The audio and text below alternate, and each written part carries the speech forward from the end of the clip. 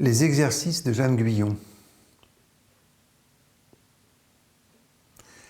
Les textes, les conseils et les exercices proposés par Jeanne Guyon sont surtout à l'intention des chrétiens désireux d'établir un lien direct avec Dieu, mais aussi à tout mystique, quelle que soit son obédience, mais aussi à tous les chercheurs spirituels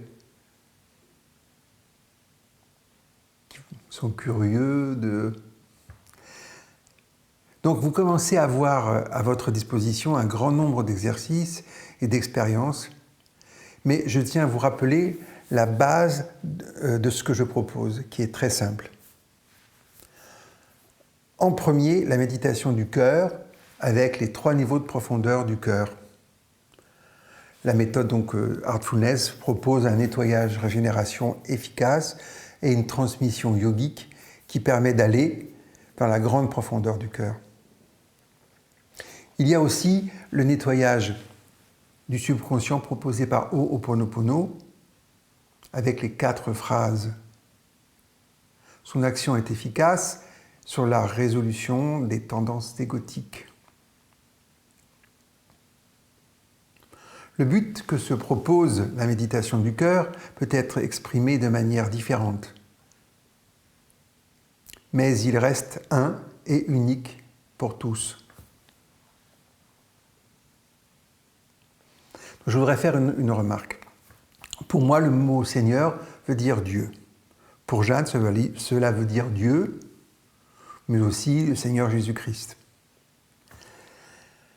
Donc, qu'est-ce que nous cherchons ? Une union avec Dieu, ou pour les yogis, une réalisation du soi.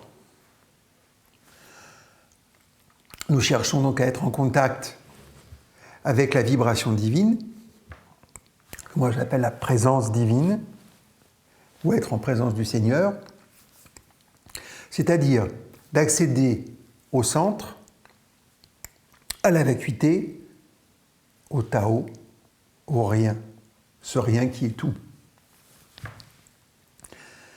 Il y a d'autres expressions. Pour ma part, j'ai choisi la présence divine, donc comme je vous le disais, que j'appelle Seigneur, afin de pouvoir dialoguer dans mon cœur.